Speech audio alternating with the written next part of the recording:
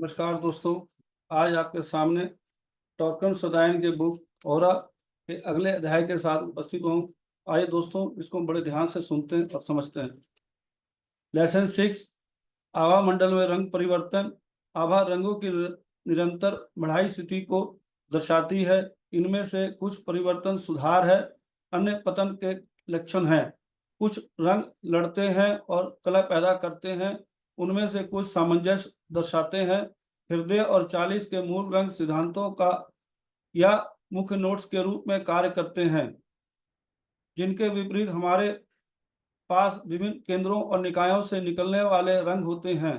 उनके रंग वे तरीके हैं जिनसे वे अपने आंतरिक आग्रह और ड्राइव, इच्छाओं, आकांक्षाओं और प्रयास को व्यक्त करते हैं। प्रत्येक रंग एक उद्देश्य, मनोदशा, स्थिति की अभिव्यक्ति है। चेतना, आनंद, परमानंद या उच्च या निम्न संपर्क, यह विभिन्न स्रोतों से प्राप्त कार्यों की अभिव्यक्ति भी हो सकती है। यह सभी प्रभाव आभा के मौजूद रंगों में बदलाव लाते हैं या उसमें नए रंग या शेड जोड़ते हैं। स्थिरता बहुत महत्वपूर्ण है। आभा के विज्ञान में शब्द स्थिरता आभा की वह स्थिति है जिसमें कुछ शक्तिशाली रंग हावी होते हैं जो रंगों का एक समूह बनाते हैं, जैसे कि वे नोड हों। जब ये रंग ऐसी स्थिति में पहुंच जाते हैं जिसे अन्य उतार चढ़ाव से परेशान नहीं किया जा सकता है, तो हम कहते हैं कि आभा स्थिरता की स्थिति में पहुंच गई है।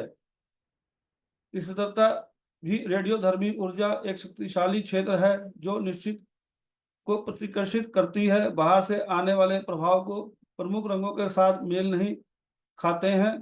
प्रभाव और संपर्क अपने द्वारा किए गए कंपन के अनुसार स्वास्थ्य या बीमारी को आभा में लाते हैं। भावना, विचार या उद्देश्य के रूप में प्रत्येक शक्ति और हर प्रकार की ऊर्जा आभा मंडल के अच्छे या बुरे प्रभावित करती है। एक बुरा विचार दूसरी शक्ति की आभा में विनाशकारी कारक बन सकता है, अंततः उसे कुछ बीमारियों की ओर ले जा सकता है। इसी प्रकार कोई आशीर्वाद या आनंद आभा मंडल में प्रवेश कर सकता है और उसमें मौजूद हानिकारक तरंगों को नष्ट कर सकता है। आभा की सामग्री व्यक्ति की विफलता या सफलता को निर्धारित करती है। अच्छे बीज खिलने हैं फूलों में, बुरे बीज व्यक्ति के जीवन में विनाशकारी कारक बन जाते हैं। स्थिरीकरण सतत प्रवाह और सामंजस्य स्थिति है। स्थिरीकरण तब प्राप्त होता है जब मानव आत्मा तीसरी दीक्षा लेती है, जिसमें वह आभा में अपनी महिमा बिखेरता है। स्थिरीकरण का एक और चरण तब पहुंचता है जब किसी व्यक्ति की चेतना आध्यात्मिक तरह में कार्य करती है। व्यक्ति का अस्तित्व जितना ऊपर चढ़ता है, आभा मंडल में उतना अधिक स्थिरता दिखाई देती है। अंततः आभा मंडल 12 तीलियों का एक पहिया बन जाता है जो इतनी अविश्वसनीय गति से घूमता है कि ऐसे प्रतीत होता है मानो पहिया स्थिर खड़ा है और सभी 12 किरणें स्पष्ट रूप से दिखाई देती हैं। यह मंच महिमा का चरण है, या हम कहते हैं कि व्यक्ति अब महिमा का वस्त्र पहनता है। श्वास आभा किसी वाहन या केंद्र का विकिरण नहीं है, बल्कि शरीर की सतह पर प्राणिज ऊर्जा की अभिव्यक्ति है। इथरिक शरीर प्लिया प्राण को प्राप्त करती है। इसे पूरे ईथर नेटवर्क में मानव शरीर में वितरित करती है और इसे शरीर की सतह पर एक विकिरण के रूप में प्रकट करती है, जिसे श्वास आभा कहा जाता है। क्योंकि शरीर का श्वास प्राण के उचित सेवन और शरीर में प्राण के उचित परिसंचरण पर निर्भर करता है। जब श्वास आभा स्थिर है और उज्जवल दिखाई देती है, तो हम कहते हैं कि व्यक्ति स्वस्थ है। ऐसी श्वास आभा की कई कारकों का परिणाम है, जैसे कि पहला, आकाशीय और भौतिक शरीर में प्राण का उचित संचार। दूसरा, इथर शरीर और सूक्ष्म और मानसिक शरीर के बीच सामंजस्य। तीसरा, कुछ देवताओं की उपस्थिति जो श्वास आभा को निर्माण में योगदान करते हैं। यह आभा शरीर की सतह पर घनीभूत दिखाई देती है, क्योंकि मृत्यु के समय ईथर शरीर भौतिक शरीर से खुद को अलग कर लेता है। श्वास आभा आभा में कीटाणुओं और रोगाणुओं के खिलाफ एक ढाल भी है। प्रकृति में विद्युत होने के कारण श्वास आभा उड़ने वाले कई सूक्ष्म जीवों और कीटाणुओं को जला सकती है। वातावरण में जब आग का निधन होता है तो श्रवण का रंग क्या होता है? सबसे पहले यदि आपके सूक्ष्म शरीर जैसे कि आपके सूक्ष्म और मानसिक शरीर हैं, आपके पास एक सूक्ष्म और मानसिक आभा होगी, लेकिन अगर वे अभी तक पूरी तरह तैयार या परिपक्व नहीं हुए हैं तो आपके पास मिश्रित रंग होंगे। यदि आपका मानसिक शरीर निर्मित है तो सूक्ष्म तल में आपका मानसिक रंग प्रबल होता है।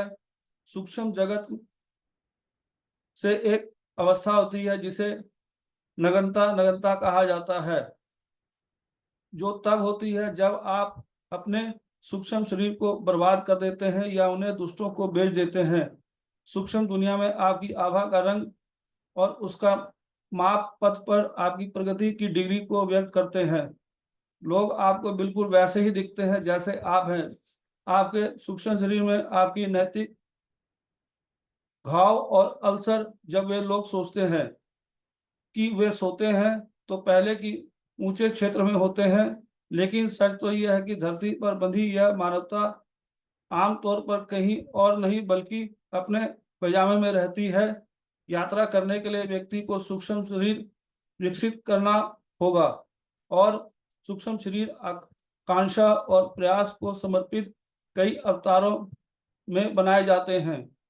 कुछ लोग आभा देखना चाहते हैं। इसका एक भाग इलेक्ट्रॉनिक उपकरणों द्वारा पता लगाया जा सकता है, लेकिन यदि कोई उच्च दूरदर्शिता विकसित करता है तो वो आभा को उतना ही स्पष्टता से देखेगा जितना वो भौतिक आंखों से देखता है। दिव्य दृष्टि को कृत्रिम रूप से या केंद्रों पर काम करके विकसित नहीं किया जा सकता है। त्याग और सेवा का जीवन जीना। दिव्य दृष्टि एक फूल की तरह है जो पहले धरती में दबा हुआ एक बीज था, लेकिन जो वर्तमान समय में सतह और खिलने की स्थितियां अनुकूल हैं। सभी सच्चे मानसिक उपहार स्वाभाविक रूप से खिले हुए फूल हैं जो प्रयास और त्यागपूर्ण सेवा में बिताए गए जीवन का परिणाम है। हम आभा को कैसे नुकसान पहुंचाते हैं? ऐसी चीजें जो आभा के लिए हानिकारक हैं, उदाहरण के लिए ड्रग्स, तंबाकू, मार्जुआना और शराब भौतिक चीजें हैं जो आभा के लिए बहुत हानिकारक हैं। ये आभा मंडल के कुछ हिस्से को कमजोर या नष्ट कर देते हैं। अत्यधिक सेक्स भी आभा मंडल को खराब कर देता है। नींद बहुत आती है। आभा के लिए खतरनाक ईर्ष्या, बदले की भावना, भय, घृणा और कट्टरता भावनात्मक स्थितियां हैं जो आभा को नुकसान पहुंचाती हैं। वे इसमें जहर और शरीर की प्रतिरक्षा प्रणाली को कमजोर करते हैं। द्वेष, बदनामी और देशद्रोह आभा में विघटनकारी जहर के रूप में कार्य करते हैं। इसे जुनून और कब्जे के लिए तैयार करते हैं, खासकर जब वे बोले गए शब्दों के माध्यम से बढ़ जाते हैं। बुरे, विनाशकारी और स्वार्थी विचार, अलगवाद, झूठ और मनगढ़ंत बातों पर आधारित विचार और चालाकीपूर्ण विचार मानसिक आभा को बर्बाद कर सकते हैं और शरीर को विभिन्न संक्रमणों के प्रति संवेदनशील बना सकते हैं। लोग सोचते हैं कि आध्यात्मिक रूप से उन्नत हैं क्योंकि वे विभिन्न धार्मिक किताबें पढ़ते हैं या कुछ खास तरीकों से लोगों की मदद करते हैं, लेकिन वास्तविकता में यह है कि लोग आगे बढ़ते हैं जब वे प्रतिदिन और ऊंची सोच, प्रेमपूर्ण आभा भावनाओं, हानि रहित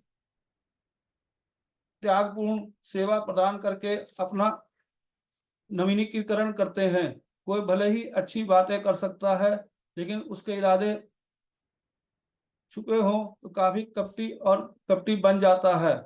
ईमानदारी आपके आंतरिक ऊंचे उद्देश्यों या इरादों को ठीक वैसे ही प्रकट करने की क्षमता है जैसे वे हैं।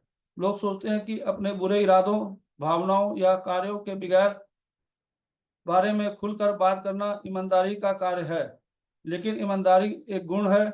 आप चोट होते हुए भी एक ईमानदार व्यक्ति कैसे हो सकते हैं? ईमानदारी संबंध आपकी आंतरिक सुंदरता की अभिव्यक्ति है, ना कि अपनी प्रतिक्रिया या दूसरों के प्रति प्रतिक्रिया को छिपाने से विचार, भावनाएं और कार्य। एक ईमानदार व्यक्ति वह है जो अपनी रोशनी के बिना किसी रुकावट या छुपाए चमकता है। ईर्ष्या उन चीजों की लालसा है जो लोगों के पास है। यह महसूस करना कि जो उनके पास है वह दूसरों के पास नहीं होना चाहिए। कभी कभी ईर्ष्या दूसरों के पास जो कुछ है उसे छीनने की इच्छा, वस्तु या इच्छा की वजह से मानसिक को नष्ट करने के लिए विनाशकारी कार्रवाई की ओर ले जाती है।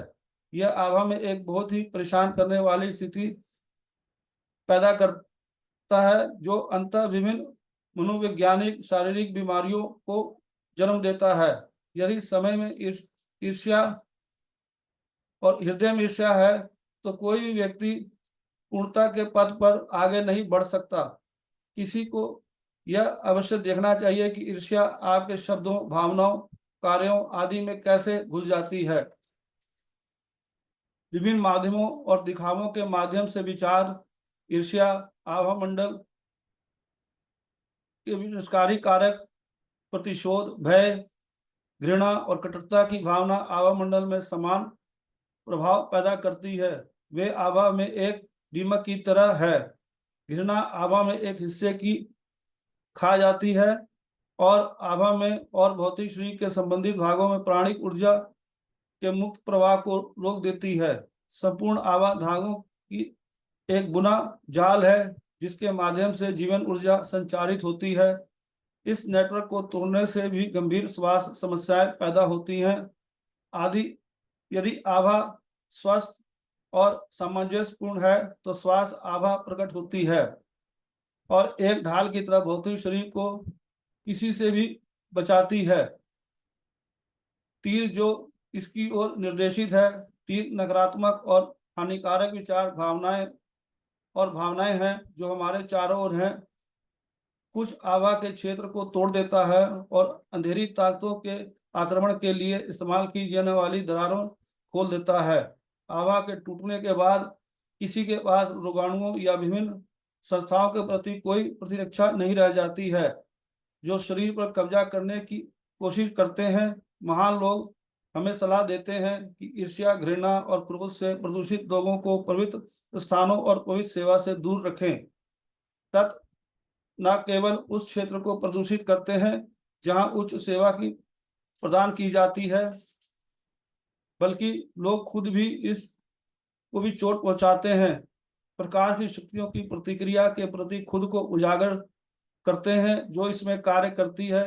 यह गोले भय चक्रों की पंखुड़ियों को पंगु बना देता है जिससे वे चिलचिलाती धूप से जले हुए पत्तों की तरह दिखने लगते हैं।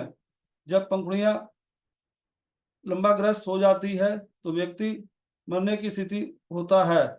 डर प्रतिक्रिया के लोगों को मार देता है।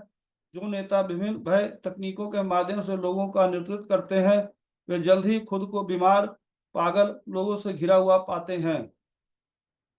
बदला उन सभी तत्वों की आभा में लाता है जिन्हें कभी आभा में निष्कासित किया कर दिया गया था। भौतिक शरीर एकमात्र तंत्र नहीं है।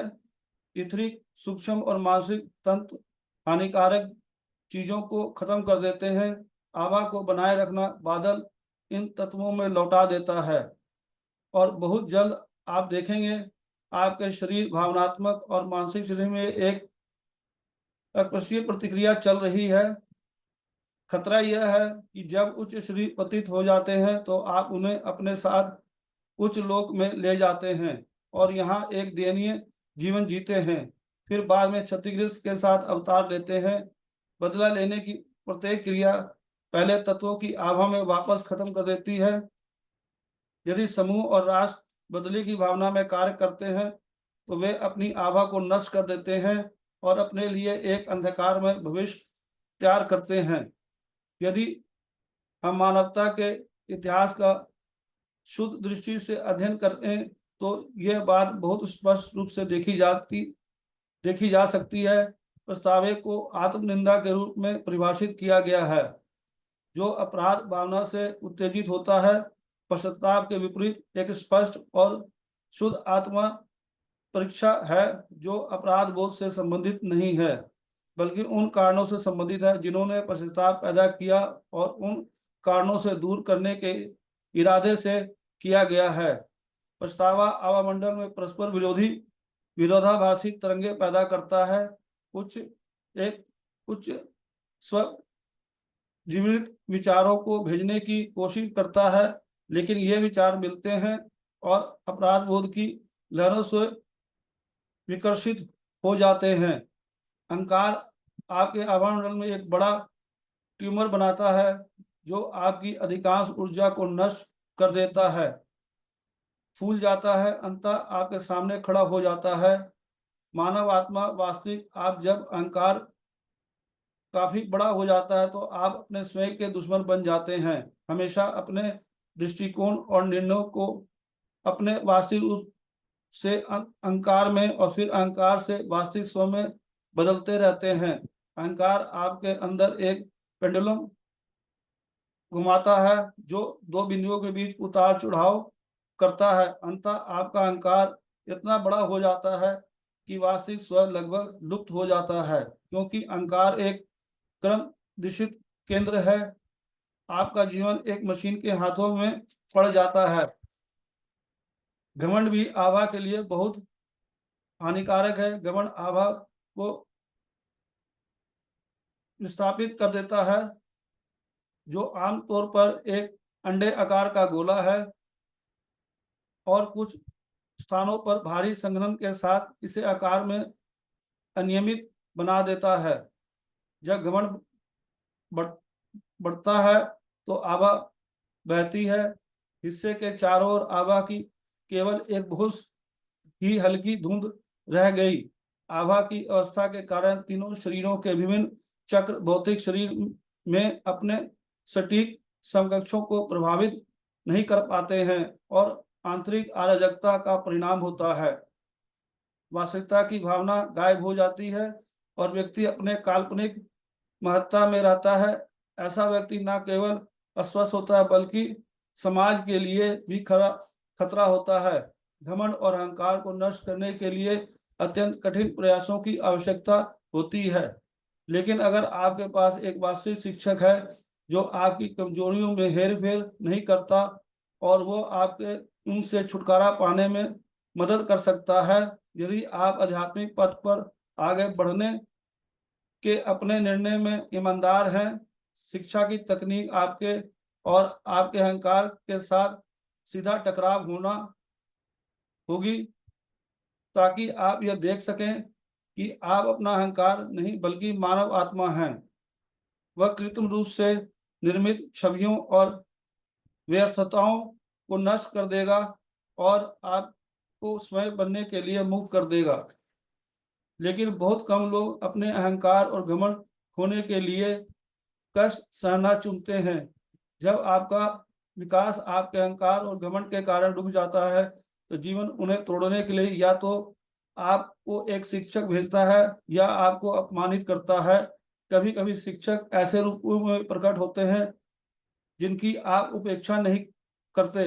वह एक क्रूर बॉस हो सकता है जो हमेशा आपके घावों पर अपनी उंगली रखता है और आपको यह दिखाने की कोशिश करता है कि आप वास्तव में क्या हैं।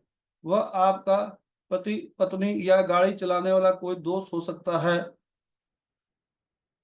तुम अपने अहंकार और घमंड के कारण पागल हो। कभी कभी यह आपका बच्चा भी हो सकता है। यदि आप अवसर का एहसास करते हैं और अहंकार घमंड छोड़ देते हैं तो आप अपनी चेतना में एक बदलाव देखेंगे। आपकी आभा सामंजस्यपूर्ण, शांतिपूर्ण और सुंदर हो जाएगी और आपका शिक्षक एक प्रेमपूर्ण व्यक्ति में बदल जाएगा। स्वार्थ का आभामंडल पर बड़ा विचित्र प्रभाव पड़ता है। यह आपकी आभा में कई भंवर बनाता है जिनसे प्रत्येक रुचि के केंद्र का प्रतिनिधित्व करता है। जब भी आप अन्य लोगों से जुड़ते हैं तो ये भंवर उनकी आभा को आपके आभा मंडल में खींच लेते हैं। आपके आसपास के लोग थके हुए महसूस करते हैं और आप न केवल उनकी ऊर्जा बल्कि उनके आभा मंडल की चमक और कमजोरियों को भी एकत्र करते हैं। लोभी धीरे धीरे सही निर्णय खो देते हैं और लोगों की भ्रमित दिमाग विकसित हो जाता है, जो अपने हित में जोड़ने के लिए लोगों को हेर फेर करना चाहते हैं। अंतः आभा भंवरों को पोषण नहीं दे पाती और घावों में बदल जाते हैं। ऐसे व्यक्ति के स्वार्थ के विरुद्ध जो कुछ भी चलता है उससे उन्हें कष्ट होता है। ये दर्द धीरे धीरे हड्डियों और शरीर में विभिन्न बीमारियों के रूप में प्रकट होता है। दोस्तों, आज इस अध्याय का इतने ही अंश तक आपके साथ फिर आगे नई कड़ी के साथ इस अगले अध्याय के साथ आपके साथ उपस्थित होगा। धन्यवाद। Thank you.